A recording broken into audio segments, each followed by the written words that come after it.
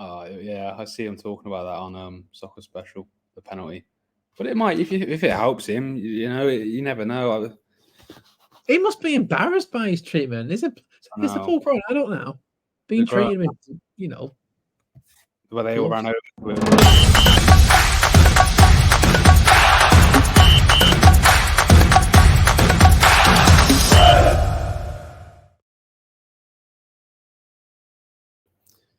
Hello and welcome back to Football Now, a YouTube channel where we not ordinarily run through the latest round of Premier League fixtures, give you the betting odds, and give our own predictions. Of this week's an exception of the international break. We just filmed a video looking at the Premier League so far, particularly at the top of the table, the title race, how we think things will play out. Me and Connor saw things in a few different ways to each other, so it could be an interesting. I saw things correctly. Yeah, well, there we go. I'm not going to get started into this again. Click the link above to watch that, and you can tell him why he's wrong.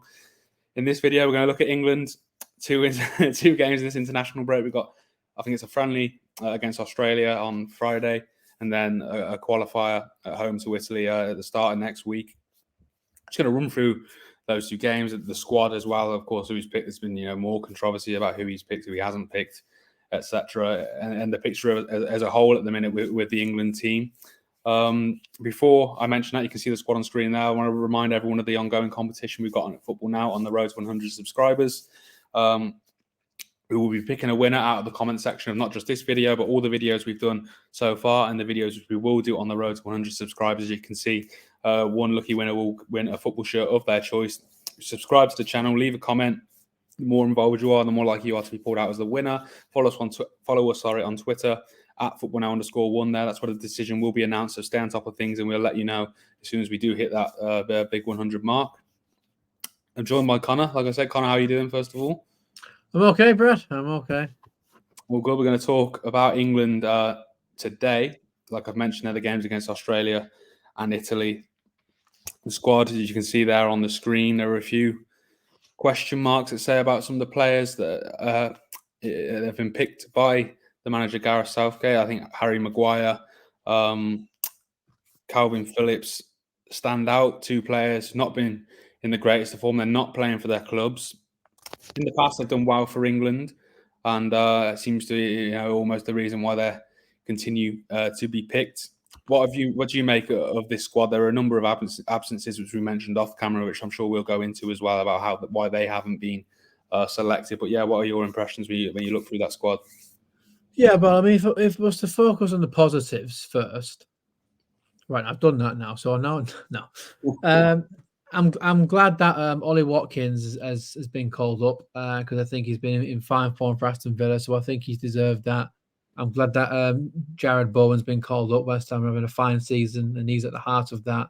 Just signed a contract extension as well, so he's on a high. So I'm glad that those two have been called up. We see Levi Colwill and Eddie Nketiah have been retained. I think Eddie Nketiah gives something a little bit different, maybe not too different to Kane, to be honest, but a little bit different from maybe the others. And also Levi Colwill, who's very, very good young defender. So I'm glad about those. I think those are good. But in terms of the picks where I'm questioning, I think you've got to question Calvin Phillips. Like you said, he's not playing for his team. Even with Rodri being suspended, he wasn't playing. I don't know why Manchester City bought him, but you said in the last video that we did that Pep Guardiola obviously is seeing Calvin Phillips every day. He's clearly seen something that he doesn't like in Calvin Phillips. Now, if you're not playing for your club, I don't understand how you can play for your country because you're not getting that match sharpness, you're not getting fitness. I mean, you can be physically fit because obviously you do training, but it's a world of different from being match fit. Harry Maguire is another one. He's been a great servant for England. Let's get it right. But again, he's another one. If you're not playing for your club, then how can you play for your country? And then Jordan Henderson, what is he, 33, 34, something like that. He's moved to Saudi Arabia, which I actually do, have watched a bit of the Saudi league. It's not the most demanding league. It's not not the highest competition. I don't care what he says. He's gone for the payday. Now, if you go somewhere towards the end of your career for the payday, what is your mindset like? Have you still got that competitive elite mindset? No. So I don't think he should have been called up either. So yeah, I mean, and another thing as well, Chelsea obviously having a poor season, but I think one of their shining lights, Raheem Sterling, he's been fantastic for England, and I think it's been fantastic for this season. And he's not been called up. He's not been called up for the squad. And what makes it even more questionable is Bukayo Saka's withdrawn due to injury, which was always going to happen, by the way, because he plays so many games for Arsenal without a rest. And then England call him up every single thing. I mean, he's been blowing out of his ass for the past 2 years. So I'm glad that he's finally getting his rest. But yes, was go watch the other video. well, yeah, I mean, Sterling, he should be in that squad. Even without Saka dropping out, I think he should be in it. But especially with Saka, I mean, clearly, Southgate now is seeing something in Sterling that he just does not want.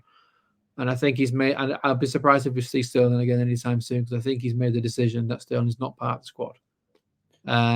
That's my thoughts on it. I'm glad to see Matt Gay in as well, because I think he's done well for Crystal Palace. The Sterling thing's weird because there is the core group of the squad which have been with Southgate from the start. And you look at what Sterling did in the Euros when obviously we reached the final. He was probably England's best player. It's strange. I know he didn't have a great first season at Chelsea last season, but he's been brilliant this season. And yeah, it is strange. I mean, we've spoken about guys like Calvin Phillips being picked and Harry Maguire. Now, yeah, I understand the argument that, even though it is hypocritical, because I've got this quote up here. Let me read it. This is what Southgate said in 2017 when he was appointed, and this is a direct quote. I never pick on reputation. Form has to come into it. You have to look at the opposition and the type of game you're expecting and select the players best suited to that. Again, I'll read that first line. I never pick on reputation. Form has to come into it. If you're not playing for your club, you don't have any form. So he's completely done a 180 U-turn on that. Now, I kind of understand it, and the reason why I understand to an extent is because I remember when Gary Neville was part of the England coaching setup under Roy Hodgson, because this question used to come up every single time when Jack Wilshere kept getting picked, even though he wasn't playing for Arsenal because he was always injured. And Gary Neville said that the reason why Jack Wilshere always got picked, as well as a few other players who perhaps weren't playing for the team, like Rooney, for example, was because to be consistent, this is what he was saying, to be consistent with a team, you have to have consistent players. So you make an investment into a group of players, and then you commit to that. And through thick or thin, you sort of stick with that, unless, things happen which you can't ignore. For example, Jamie Vardy bursting onto the scene. You can never ignore that. And I do understand that, actually, you do want that core group of players to stick with, to get that consistency in the national team. So I understand why Maguire, especially Maguire and Phillips, have been picked from that point of view. But then he contradicts himself with leaving Sterling out, because, like I said, he has been a key player for England for so long. He was part of a key part to the run to the Euro final. So I don't know whether something's happened there that we don't know about, but it's even more strange that he's completely done a U-turn on what he said when he first got the job, and then if he is picking players that he can trust, that he's utilised a lot throughout his tenure in England manager, why is he leaving Sterling out? Yeah, it's a strange one. Like you said, it seems to be almost one rule for one and different for another. I think when you look at that squad, an interesting thing is the inclusion on the official England site here as well. Looking at it, that Trent Alexander-Arnold's listed as a midfielder. Obviously, we've seen him play in midfield in the past for England. He's ordinarily a right back for Liverpool, but he's always in this weird hybrid role now where he comes inside and often joins as a double pivot. But yeah, I think the situation's different when you look at the amount of right backs that England have available when they're all fully fit. You can see there Trippier and Kyle Walker, obviously Reece James as well when he's back to fitness, plus Trent. They've got abundance of options in that area. It'd be interesting to see, if that carries on through the tournament. Got Ben White, but he won't play again under Southgate. No, and the talk. I think the next, obviously, the Euros next summer. Be interested to see if that carries on. And I think everyone is aware of what Jude Bellingham's done since his move to Real Madrid. He's gone up another level again. He's been absolutely incredible now. For such a man of such a young age. What was he, 20? Is he 20 years old, 21 years old? Something like that. Certainly not any older than that. It's not only his ability, but it was also his leadership. His personality, I think, is what shines through. The Jordan Henderson thing, you've mentioned it again. I think there was talk when the deal was going through for him to leave Liverpool to Al Ettifaq. There was talk of a conversation he had with Southgate asking if his move to Saudi would jeopardise his chances with England. And I think Southgate essentially said no, as long as your form's all right. But I don't understand how even if you're having good foot in the Saudi league, like you say, it's such a drop off. Obviously, it's a developing league. That's just the form, isn't it? Yeah. Yeah, it's a developing league, of course it is, and I'm sure if they carry on as they are, it'll improve. But it's a bit. How do you measure that against the Premier League, for example, where the majority of these players are? Obviously, with a few exceptions, and Tomori, and obviously Bellingham and Kane now, of course, as well. I think there's a lot of talk on there about Southgate, whether he's the man to take the squad and the team forward. If you look at the forward sections there, and you look at the attacking options available for England, Foden, Grealish, obviously Kane, the main Maddison, we've spoke about his form this season. Obviously Rashford, who's not at the start of the season as well as he'd like, but he's a great option. Saka, of course, as well. Ollie Watkins added to that with his form for Aston Villa recently. There aren't many, Nketiah as well. Sorry, Eddie Nketiah as well. There aren't many teams with those options going forward in international football right now. I think we've got one of the most exciting squads yet. Yeah, it's outstanding, and it's so young still as well. Yeah, and yet we don't seem to utilise that fully. I think looking back at the final of the Euros a couple of years ago, we obviously go 1-0 up after a couple of minutes with Luke Shaw. And you felt for the next 20 minutes the game was there for the taking to really step on the gas and to assert themselves. But we sit off, and then Italy work their way back into it, and then they bring it back to 1-1, and then all of a sudden we're fighting a losing battle. And it's not even like Italy aren't a France or an Argentina or anything like that. I mean, this is an Italy team who failed to qualify for the 2018 World Cup, the 2022 World Cup, and we'll talk about it in a couple of minutes. But they still could miss out on the 2024 Euros as well.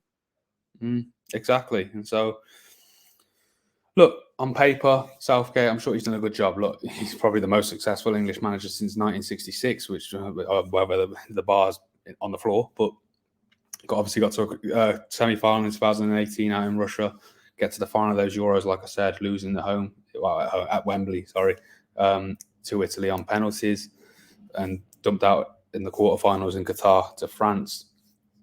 Look, like I said, on paper, he's done well, but you can't help but feel in the tournaments how many sides have Gareth Southgate's England beaten that you wouldn't expect them to beat. I know they beat Germany on the way to the Euros final, but that's not the German side that I've been watching. Yeah, and that's why it's a very difficult Germany side to what we've been accustomed to. So, do you feel as though, not papered over the cracks, but more's been made of it, than what's been there with Southgate in England in terms of the achievements? I think with a team now, and this is the same in club football and international football, it's unless you are literally winning the trophies, then if you are just getting to the latter stages of tournament, then you've got to be doing that, playing a certain style of football. I actually think England are quite boring. Yeah, they are. They're not entertaining to watch. It's not fluid, sexy football. You're certainly not watching the Mikel Arteta, Pep Guardiola, Jurgen Klopp team. And that makes a difference. That makes a difference. And I know this is a really, really random one to pick out, but remember when Southampton came 8th with Claude Puel, and the fans wanted him out just because of the football was abysmal. It makes a difference. So, he has had a good run.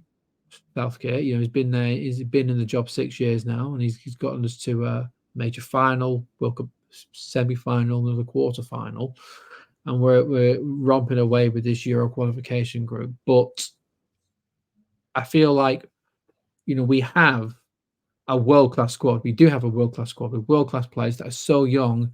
I just feel like now can we look at someone else to get the best out of those? Now, if I'm thinking who's out there, who's available, who has proven that they can get the best out of a good group of young players, I would look at Graham Potter. I know it didn't go well at Chelsea, but that's a bit of a poison chalice at the moment. You know, he did well when he was in Sweden. Was it Sweden?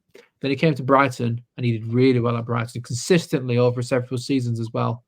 You know, he's top class manager, Graham Potter. You could see that in the way he was playing, not just the results, but the way he was playing. So, you know, obviously, you know, I'd be shocked if Southgate went before 2024 or even that. Then that's a question. But I do actually think that'll be his last major tournament. I just think it's the end of the cycle for him, and you know, I think it'd be right time for Southgate and for England to move on. Yeah, I agree. I can't see him staying beyond 2024. It's just like I said earlier, you look at this, it's laden with attacking talent, and I don't feel like we're making the most of it at all. He made strange comments in the last international break, didn't he, that he's not going to play Phil Foden centrally because he doesn't play there for Man City. He has played there for Man City in the past, for starters. And yet, then why are you picking Harry Maguire and Calvin Phillips, the same Calvin Phillips who can't get in the same side as Phil Foden at club level? Harry Maguire, who's been talking about leaving Man United in recent days if he doesn't get more game time. It's a strange one. Obviously, it's just contradictory, isn't it, from Southgate? Yeah, and then you look at the Maguire situation, as a whole, outside of England. What he's been exposed to, in my opinion, anyway, is disgusting. I don't think it's gone far beyond football. Yeah, he's been used as a scapegoat, you know, just because he's got a big head. It's ridiculous. But it's the same with every team, isn't it? You know, that fans need to blame someone. And Maguire's an easy target because he's a big target. David Beckham, I think, has been in touch. Obviously, you know what he went through. What with you? Yeah, with me. I've been on the phone to David Beckham. No, he's been on the phone in touch with Maguire. I think it's obviously what he went through at the end when he was sent off against Argentina.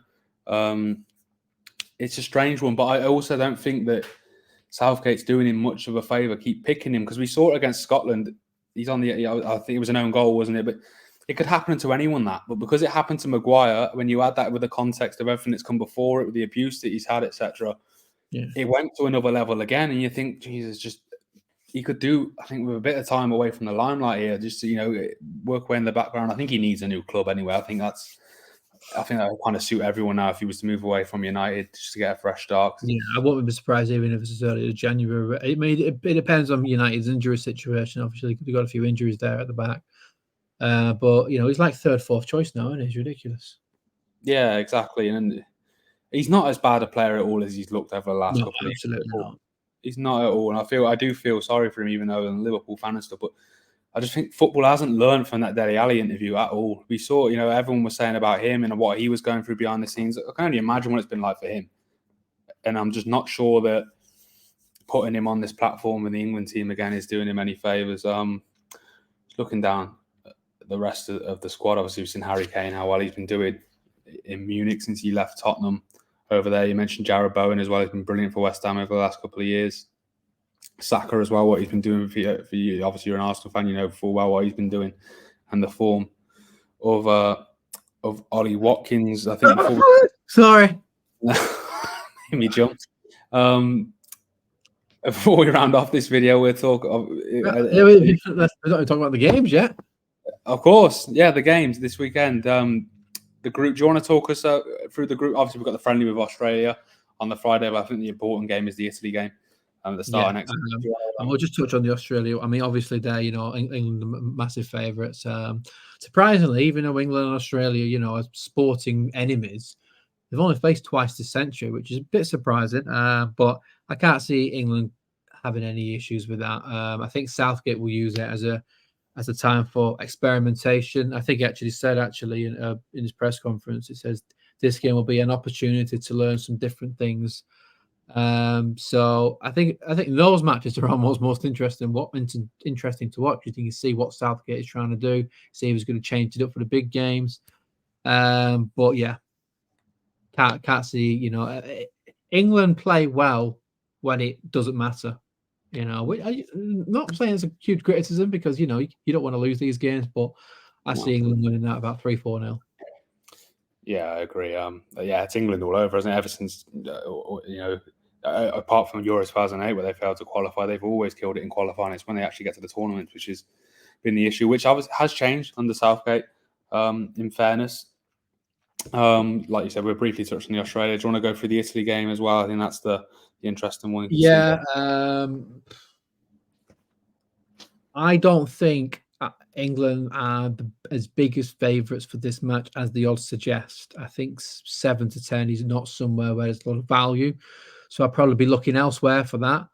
I mean, England will top the group.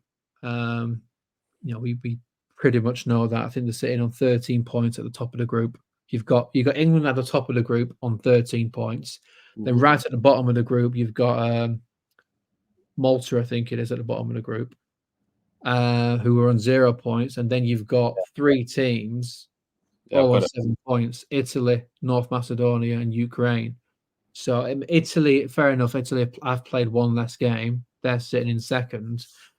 But, for a team who have failed to qualify for 2 World Cups now, they are, they could miss out on this. This is not really a huge game for England, to be honest, apart from getting that momentum. But probably wanting to stop Italy from getting to the Euros. This is a huge game for Italy, and I think they'll be set up really, really solidly defensively because, they will take a point. They will take a point in this game. England did beat them in March 2-1, but they've had a bit of a manager change since then. Mancini's gone. They've brought in Luciano Spalletti, who was at Napoli. And they've done okay since he's been brought in, to be fair. But, yeah, this is a huge game for Italy. So I think it's going to be quite a tight and cagey game. I think Italy are going to make it difficult. And I think England, when a team sets up defensively strong, I think England can struggle to break them down. So I think it's going to be a low-scoring game. I think there'll be less than 3 goals in it. So I'm going to say 0-0. I just think Italy are just going to be so focused on making sure they at least get something. And I'm not sure whether, Jude Bellingham is a difference, to be fair. He is one who is just so electric and so positive that he I think if England do score, I think he's going to be the key. But I can see this being goalless, to be fair. Yeah, I think I'll probably edge in the way of the draw as well, maybe a 1-1. I think, like you said, I think eyes on England now. You don't want to get too complacent, obviously, but eyes on England now between now and the tournament will be what Southgate does with the squad, who he picks, who he doesn't pick, and see what system we're dealing with heading into that. Yeah, I'm going to go 1-1. I think we've got our own. Well, we have got our own head-to-head predictor league kind of going on. Really might as well include this as well in the Premier League games. We can include these two, this game as well. Sorry, the Italy game. You can see I'm just ahead, but the gap was pulled it back. Yeah, the gap was much larger last week. So Connor's coming on strong. Could do with a few points here this weekend. You can see there you get 3 points if you get the correct score. You get 1 point if you get the correct result. So that rounds off our summary of the situation in England right now ahead of the 2 games this weekend. Before we sign off, I want to remind everyone of the ongoing competition we've got here at Football Now. As you can see, win a football shirt of your choice. Just subscribe to the channel and leave a comment. That'll be ongoing until we hit 100 subscribers. Good luck to everyone who does get involved. The more involved you get, commenting on this video and all the other videos we've done and all the videos that we'll be doing moving forward until we hit that mark, the more involved you are, the more likely you are to win it. You can follow us on Twitter as well at FootballNow_1. That's where the announcement will come when we do hit 100 subscribers. We're about just past the 70 mark, I think. So, we're coming in close to it now. Good luck to everyone who gets involved, and we will be back next week to preview the next round of Premier League fixtures. See you then.